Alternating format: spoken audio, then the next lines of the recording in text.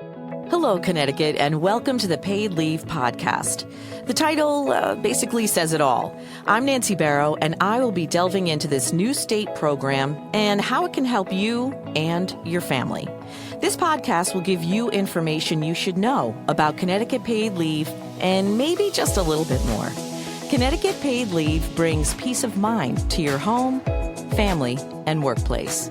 Welcome to the Paid Leave Podcast. April is National Donate Life Month, and our topic today is about organ donation. CT Paid Leave recognizes that either donating or receiving an organ, as well as bone marrow donation, are considered a serious health condition. And if you qualify, you can get up to 12 weeks of income replacement. I have a great podcast for you. My guests are amazing. Caitlin Bernabucci, a longtime friend. She's the new Director of Community Affairs and Development of New England Donor Services. Annie Landine is the RN Living Donor Transplant Coordinator for Hartford Hospital. And finally, Representative Jeff Currey. He is an organ recipient. He was reelected to a fourth term to serve the 11th Assembly District, which is made up of East Hartford, Manchester, and South Windsor. And then Jeff needed a new kidney and took to his awesome social media with Jeff Needs a Kidney and a website and videos. And then his friend Karen, ironically, was a match and ended up being his donor. So, Jeff, let me start by asking you, do you think being a public figure helped you get a kidney?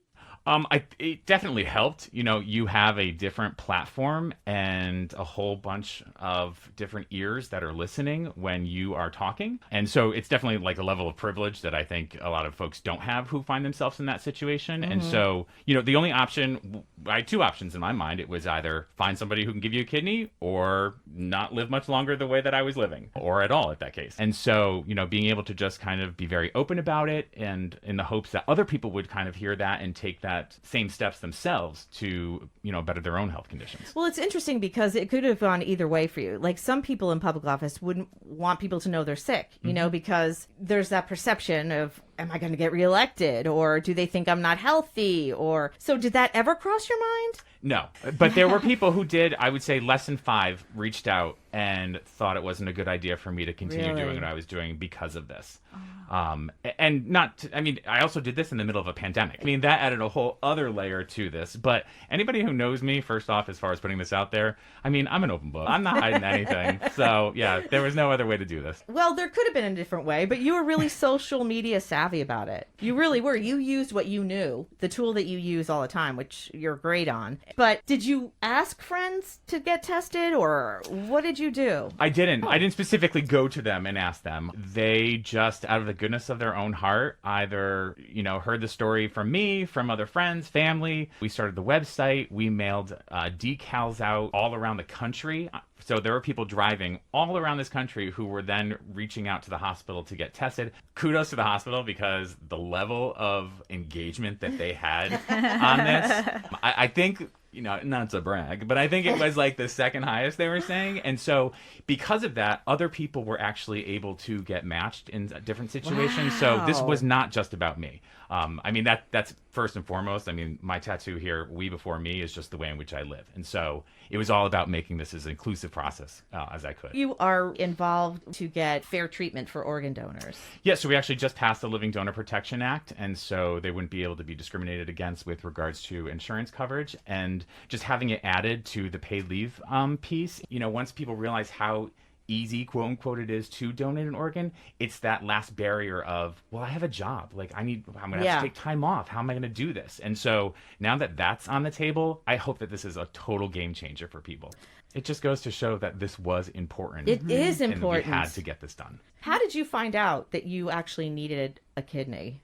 So I've been working with a nephrologist for a number of years, just kind of monitoring. It's all about blood tests and all those things. And were you not feeling well, or like some random old man? No offense, old man. I got gout. That was kind of the first trigger of something might be wrong. So after about, 7, 8, 9 years of working with the doctor, it finally got to the point where, okay, this is going to be your reality and you need to start this process. When you sit in that for a minute, it's sort of daunting when you think about that. You're relying on the kindness of someone else. You might be we before me, but not everybody thinks that way. Yeah, they don't. But I like to think that the way in which I approach it and put it out there, that it brings those people in. Yeah. And so, it's all about what you project. And so hopefully you get that back. And I did. So Karen was your donor, and how did that come about? So she kind of had been going along this journey with me, With you, yeah. and knew she was going to get tested. And honestly, the both of us from the jump knew that the two of us were going to be the match. And then when I got that call, it was 2 months to the date that I posted the Facebook video that they called and said, she is your match. And then did it roll pretty fast after that? Is it pretty quick? It was not as quick as I would have liked. Yeah. But it was pretty quick. And then at the start of 2020 is when I actually had 2021 is when I had the transplant. So yeah, it was a couple months later. So yeah, it was transplant January 5th. I woke up and I got sworn into my 4th term in my hospital bed No, via my laptop. sir. Oh yeah, yeah. That's funny, yeah. I'm Jeff. dedicated. Come on now. They don't waste any time, do No, they? no. You got to work. The people's work. Come on now. So how long were you down? How long were you recuperating? So my circumstances were definitely a bit different than the norm. The norm is, you're in the hospital for, I don't know, roughly 5-7 days maybe, and you're out. There was other things that occurred. So it was a little bit more of a lengthy stay, and going back to live with my parents for 8 weeks. I mean, I don't have a husband at home. I'm accepting applications.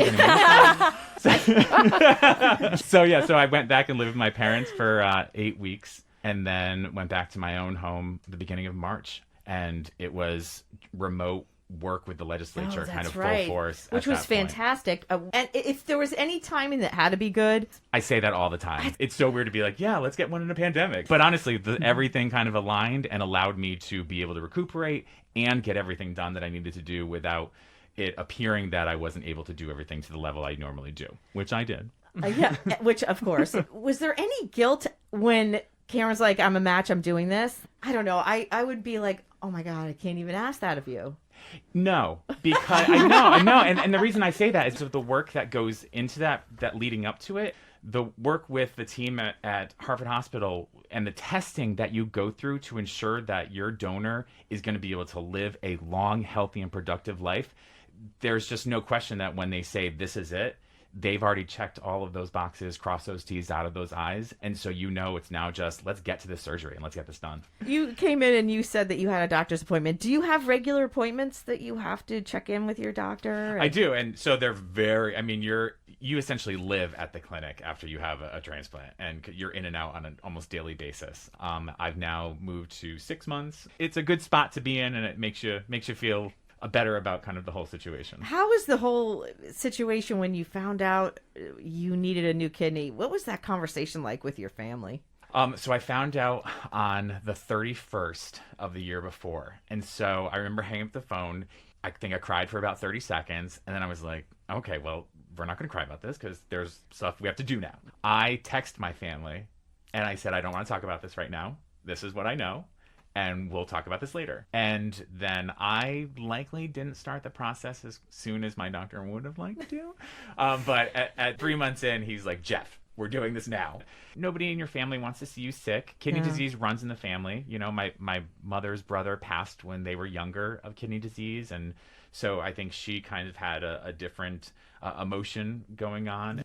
My mother and I are thick as thieves, and she doesn't want to see me hurt, sick, or anything like that. And what is your life like post surgery and post transplant? Do you have to take meds all the time? Yes, yeah. So I will be on meds for the foreseeable future, and we're obviously still living in the times we're living. 2020 was not meant to be a trilogy, but here we are. And so yeah, it's just taking the safeguards and getting vaccinated. I'll have my 4th shot in a couple weeks. I hope to be glowing by then. So, yeah, the only thing that I think you notice every once in a while, fun fact for people out there, when you get a kidney transplant, they don't remove your 2 kidneys that you already have. They put the 3rd one. It's right to the side. So occasionally because I am a slender individual, you can actually see it and feel the bump. So, you're kidding. Oh, yeah. I didn't know that. Yeah, that's why they tell you can't do like contact sports. And then, I'm not trying out for a football team anytime Yeah, soon, right. Do you eat differently? Have you changed your life at all after that? Or were you always pretty healthy? From the outside appearance, I looked healthy. I definitely didn't take care of myself the the way that I should. And now that I have Supergirl, we call her Supergirl, is Oh, that's inside awesome. of me. Yeah. And Karen is obviously in the health or in the food business. She kind of monitors what my intake is and ensuring that I'm not, ruining her kidney, which I remind her is now my kidney. But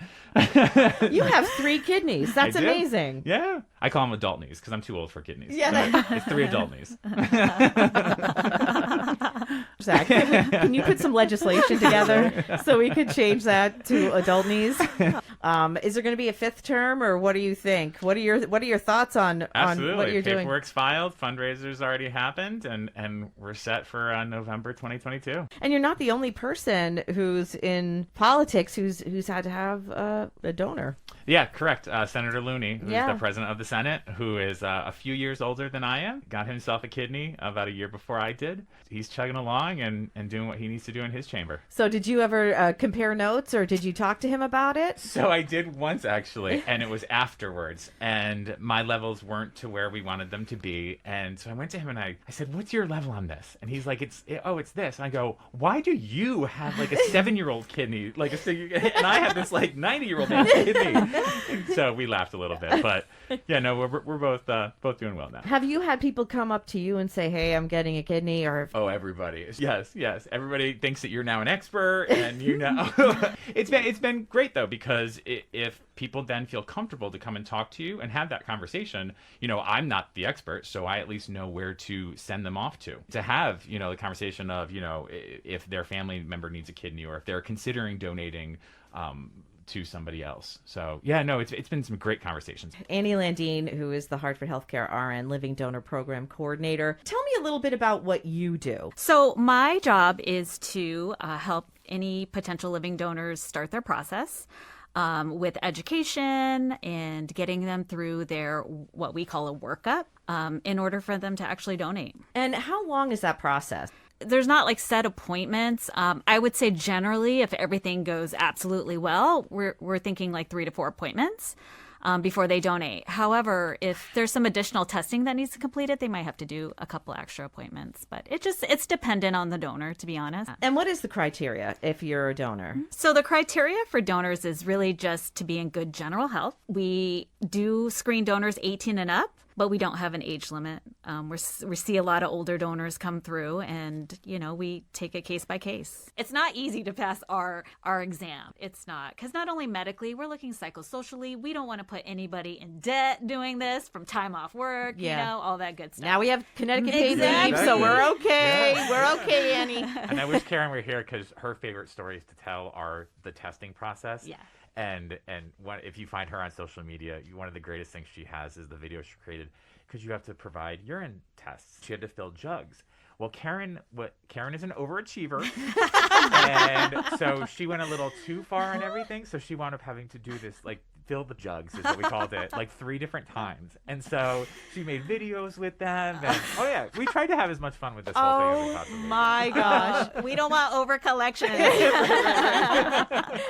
That's what Karen probably did. She did. But see, that's the stuff that I think is really interesting for people. They don't know those things, that you got to fill jugs, And you were telling me earlier that some people just come in and say, "I just want to donate to somebody." They don't have someone in mind. They'll just come to you and say, "I want to do something good for someone that I don't even know." Yes, it's amazing. And we call them altruistic donors. So they call us and they say, "I have no specific recipient to donate to, but I want to help somebody."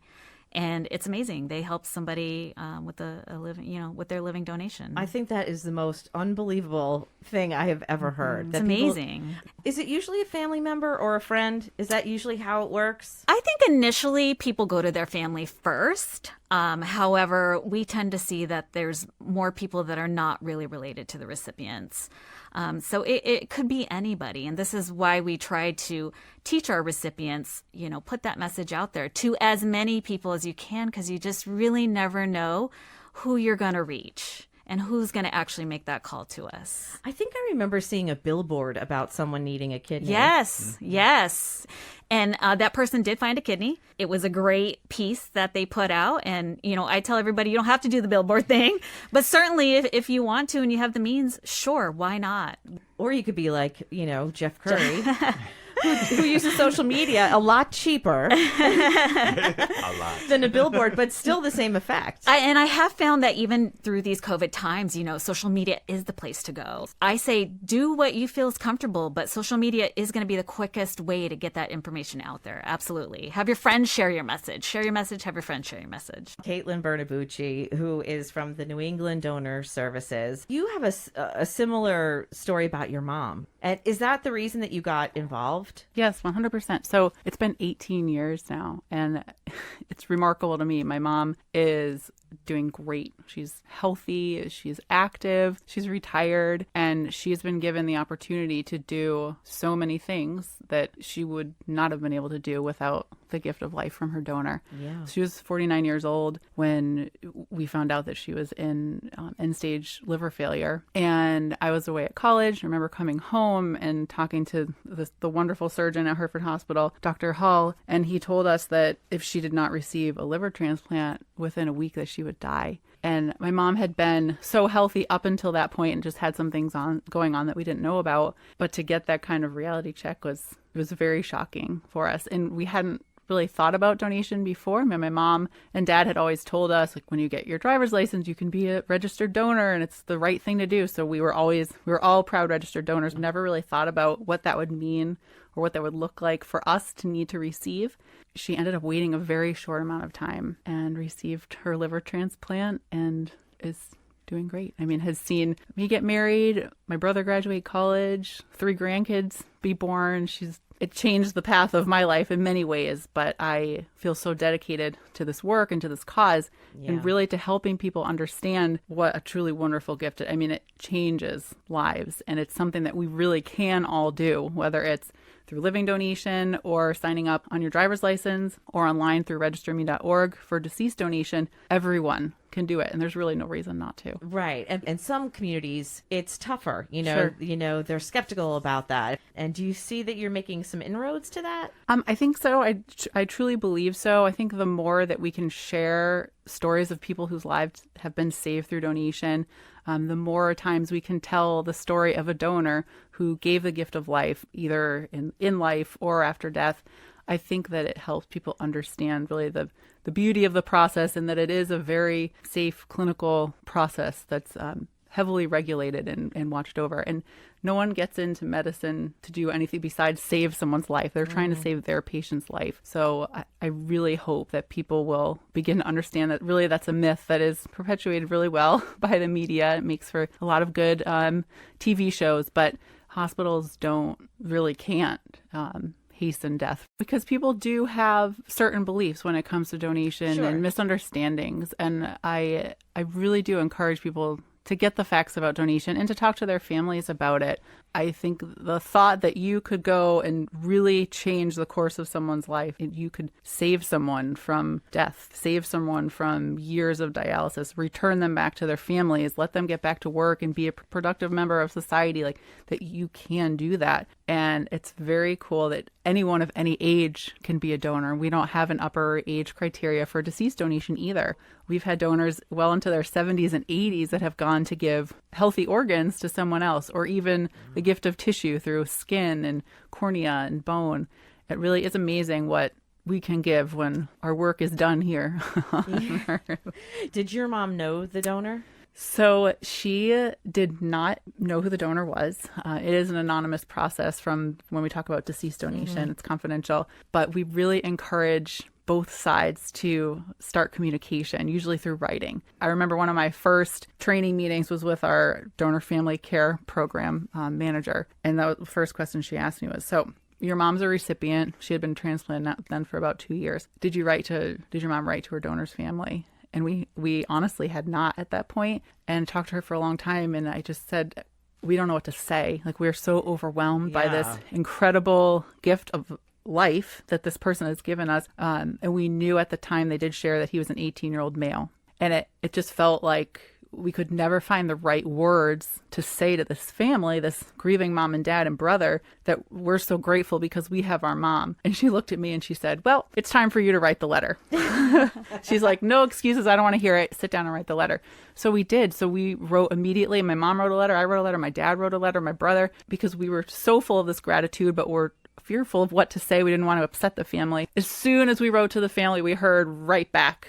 And they had been waiting to hear from us. They were just so happy to know that it was their son David, that his life had so much meaning to another family. And we had found out, and we ended up meeting them, and now they're a part of our family. David was a registered donor and had said to his mom when he signed up, he's like, hey, I'm not going to need these, so give them to somebody that does. And he did. I mean, he gave this incredible gift of years and years to my mom and to our family.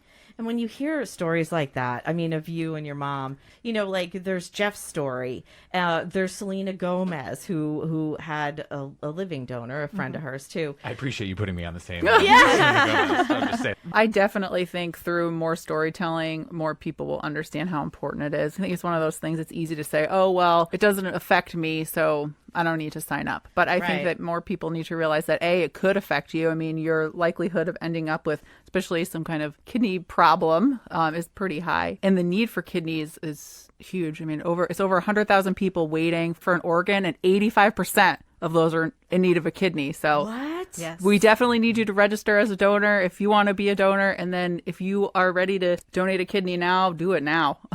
Because there is such... Yes. And I'm going to make What- a terrible admission. Yeah, go ahead. So I renewed my license this last year because it was one of those birthdays. And I looked down.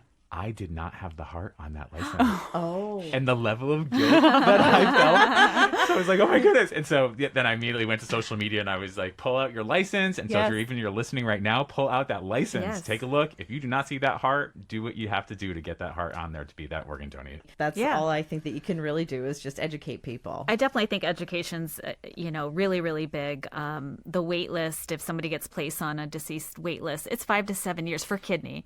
5 to 7 years that they may wait to receive a kidney. And that's a lot of time for things in their own health to continue changing. They may have to start dialysis. So, we really try to preach living donation because that's huge for them. They can get transplanted quicker. They can be feeling better. They may not have to go on dialysis. It's really important that people know about it. So you didn't have to go on dialysis, or were you? I was fortunate enough where it had everything not happened in the way it did and at the time it did, that would have been the next step. Yeah, because my friend had to have dialysis, and it really wiped him out. Like it was that's a tough thing to go through. And it's a commitment. I mean, Yes. you're there multiple days, multiple hours at a time. I mean, there's no, it's hard enough to live your life when you are sick like that, but to add that on top of that, it's a whole different picture. Do minorities have a tougher time getting donors and matches? In my experience, yes. Number one, because sometimes what has caused their kidney disease may run in the family. Or, they just don't have a large family or a large network of people. They're scared to go out there and ask to look for donors. So we really try to teach the minorities what they need to do to find that living donor. We offer assistance in what we call our donor champion class, where we have them and their families come in and we try to teach them what should they be doing outside of our program to find that living donor. What do you think the biggest hurdle is? They're scared. I feel like a lot of people don't want to ask for a kidney. And I tell them straight out, do not ask for a kidney. You're asking for a piece of somebody's body. You are. I mean, how is that normal? They don't want to harm what we have other to do people. Is normalize that. Yeah. Yeah, they're scared. They, Yeah. they don't want to put their family in a situation where they may need a kidney later in life. But, I try to really assure them that our job is to make sure it is safe for their donor to donate. We'll do everything to keep them safe, including deferring them if that's needed. Like, what is the downtime for someone who donates? So once they donate their kidney, they're only in the hospital, I would say, up to 48 hours. We really try to get them back home. Right. But the full recovery is somewhere between 6 to 8 weeks, depending on what they do. I mean, most people are working from home now. You do a little typing and lay back down when you're tired. But somebody that does manual labor, we would definitely say more like 8 weeks. I wish 8 Karen were weeks. here so you could yell at her. Why, did she go back to work and Of course she did. Oh, If she were here and you knew her and just, yes, she was back as soon as she could essentially put one foot in front of the other. We yelled at her all the time. So, Caitlin, what do you think the biggest hurdle is for you at New England Donor Services? In Connecticut, only 46% of our adult population is registered.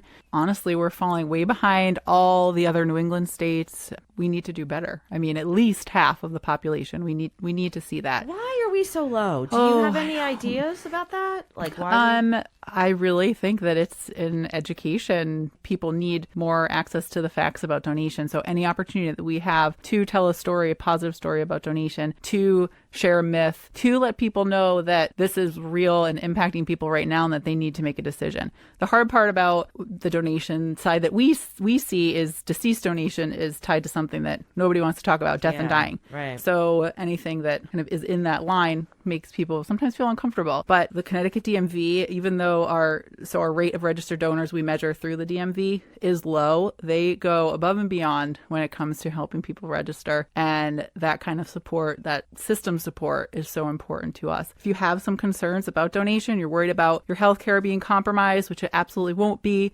worried about what that means for your end-of-life plans, talk to your family, get the right information about it and make a decision. It seems like we almost need to get to driver's ed classes to include, because I mean, 16, 17-year-old, 18-year-olds, I don't really think are thinking that whole sentimental gift of life kind of mentality. Like, no offense to the young people, but I don't think that's first and foremost in their mind. So anything my we can mother do, was a former commissioner at DMV. She was and wonderful. She was very supportive of these initiatives, and even before anything that was going on with me. Yeah. She was. So yeah, there might be something to this, that even we might be able to talk about legislation. So We would love that, because I agree. I think that people really, it needs to be front and center for people, and I really think that that's why we're at 46%. And that's one of the things I love about Connecticut Paid Leave, that it really addresses organ donation and bone marrow. Bone marrow can save people when they're really at their sickest. And then when a patient is in need of a bone marrow transplant and didn't have a family member or donor, that hospital would come to our registry and search the registry to try and find a match.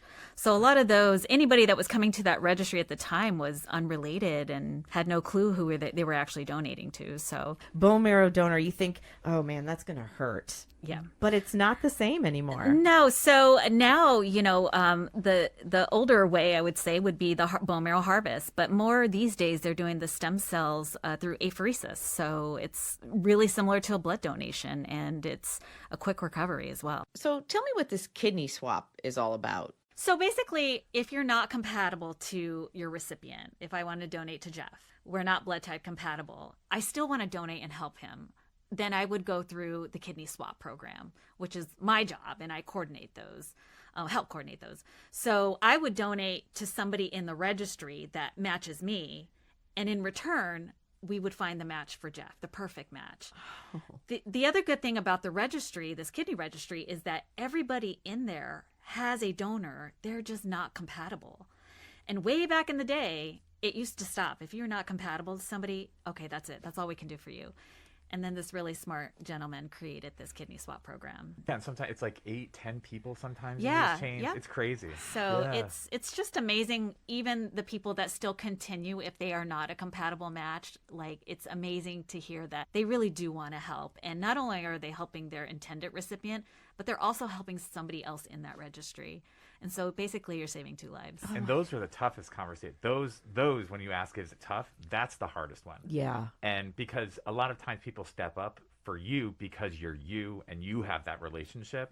But when it's, oh, would you still do it if? Yeah. That's when you see the shift in people's emotion, and luckily I didn't have to have that conversation, but Right. kind of preparing for that. Yeah, it doesn't stop at the match, and people often think that. Yeah. With kidneys, we are blood typing. With bone marrow, it's a little bit different. Where can people get a hold of you? All they have to do is call our line, 860-696-2021, or they can go onto the hartfordhospital.org and do online, look it up online. And Caitlin, how can they get a hold of you? New England Donor Services, neds.org, and my phone number 475-279-7938. Representative Jeff Currey, any more tests you have to take, or are you in the clear? The biggest test I have coming up is that they take a blood draw to see how much of Karen's DNA is in my body. So there's certain levels that if it's over, there's potential sign of rejections and such. And so, leading up to the first one, I said, Karen, so this is the test I have to get. I was like, this is the only time I want none of you in my life. I was like, so please understand this. So, and it came back, and there was hardly any of her in me. So, so we're good. So we don't have to be like, oh my God, he's a Karen too. Exactly. Part Jeff, part Karen. This has been so great. You guys are awesome. Thank you so much. Yeah, It was great. really, I think it's such great work what you're all doing. Thank you. Oh, thank you. Thank you. You can go to ctpaidleave.org for more information. This has been another edition of the Paid Leave Podcast. Please like and subscribe so you'll be notified about new podcasts that become available. Connecticut Paid Leave is a public act with a personal purpose. I'm Nany Barrow, and thanks for listening.